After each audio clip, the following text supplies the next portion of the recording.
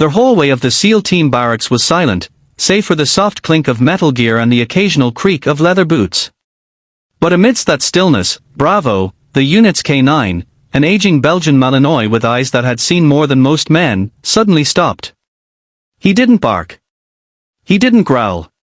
He just slowly walked toward one of the lockers, nosed it, and lay down beside it. Silent. Still. Guarding. The men exchanged glances. Something was wrong. That locker belonged to Petty Officer First Class Ethan Cole, a ghost now. Killed in action during an ambush 5 months ago in a dusty Afghan pass. His locker hadn't been opened since. No one had dared. Not because it was against protocol, but because opening it felt like opening a wound that hadn't stopped bleeding. But now Bravo, Ethan's former K9 partner, wouldn't move. He just kept his head resting on his paws, his gaze fixed on the metal door, as though waiting for someone, or something. "Something's in there," muttered Chief Ramirez, the squad leader. "Something Bravo knows we need to see." He knelt, unlocked the locker, and swung it open.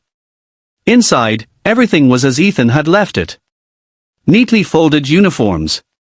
Photographs tucked into the mirror. A faded picture of a woman holding a child, both smiling with tears in their eyes. A copy of The Art of War. And then, Ramirez spotted something odd. At the very bottom of the locker, duct taped to the metal, was a thin envelope, sealed, with Ethan's handwriting scrawled across it. "For when Bravo lays down." Silence. The weight of it pressed like gravity. Chief pulled the envelope free and tore it open. Inside was a single page, handwritten in ink now faded with time and sweat. Asterisk asterisk, if you're reading this, I'm gone. And Bravo knows it's time. You boys know how tight I was with him, more than a handler and dog. He saved my life more than once, and I promised him one last mission, one I couldn't complete without all of you. This isn't about enemies. It's about someone forgotten. There's a girl, her name's Lila. 7 years old now. Lives in Montana with her grandma. Her dad, my brother, Danny, died in a training accident before she was born. Her mom OD'd 2 years later. She's all alone. I send money when I can, but I've never met her. I wanted to. I just didn't know how. If Bravo's laid down, he knows I'm never coming back. That was our sign. So here's the mission, get Bravo to her. And tell her who he is. Who I was. She deserves to know she's not alone. Not anymore. Asterisk asterisk. The silence in the room broke like shattered glass. Several men turned away to hide their tears. Bravo didn't move, he just stared straight ahead, tail still, eyes unblinking. Chief Ramirez folded the letter slowly. We finish his mission. The next day, Bravo was fitted with a new vest, one with a patch reading Lila's Guardian.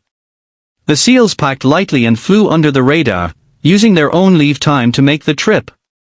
A 5-man crew, Chief Ramirez, Medic J. Doc Alvarez, Sniper Marcus Boyd, Demolitions expert Tyler Grant, and Bravo. It wasn't just a delivery. It was a pilgrimage. A way to honor Ethan. A way to heal something in themselves. Along the journey, they faced challenges that tested them in ways combat never had. Bravo, old and limping slightly from past injuries, grew lethargic on long walks. Doc had to administer pain medication, carry him when needed, and coax him to eat. The men, so used to high-stress missions, found themselves awkward and out of sync in civilian life. When they reached the small Montana town, it was snow-covered and quiet. They found Lila's grandmother, Eleanor, living in a small cabin on the edge of a forest. She was surprised, stunned, by the sudden visit. When they explained everything and read Ethan's letter aloud, Eleanor wept quietly. Then she led them to the barn, where a small girl with wide hazel eyes and tangled brown hair was playing with a doll made from scrap cloth. When Lila saw Bravo, something changed in her face. Not fear. Not curiosity. It was recognition. He was in my dream, she whispered. He was beside a man with a kind face. The man told me Bravo was coming. That he'd protect me. The men looked at each other, stunned. Ramirez's voice cracked. That was your Uncle Ethan. The men planned to stay only a day or two, but something about Lila, about the peace of the valley, made them linger. Marcus started teaching her how to fish. Tyler repaired the broken fence. Jay helped Eleanor organize her medicine cabinet and repaired the leaky roof. And Bravo stayed by Lila's side like he had been born to be there. He slept at her feet. Stood guard when she played. Barked at shadows that got too close. But there was more. In Ethan's letter was a second page, overlooked at first. It had GPS coordinates. Ramirez checked. The coordinates pointed to a remote location deep in the Montana woods, on land owned by the government but left unused. They hiked there the next day and found a half-buried lockbox beneath an old tree. Inside was a flash drive. On it, files Ethan had compiled before his last mission, proof of corruption in a defense contracting firm. A quiet cover-up. Bribes. Soldiers put in harm's way because of faulty gear. Ethan had tried to blow their whistle. That's why he volunteered for the mission he didn't return from. He knew he wouldn't survive. It wasn't just about family. He had left a trail. They had 2 missions now. The SEALs used their connections. Quietly. Carefully. With Bravo still beside Lila, the rest of the team exposed the corruption Ethan had uncovered. There were threats. Pushback. Even surveillance. But in the end, the evidence was too strong. Congress opened an investigation. Arrests were made.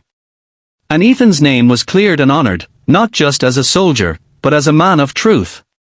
The SEALs returned to Montana one final time, this time bringing Lila a flag folded tightly, given to heroes. She clutched it without a word. But Bravo leaned his head into her chest, and she hugged him like he was the last star in the sky. 3 years later, Lila stood on a school stage reading an essay.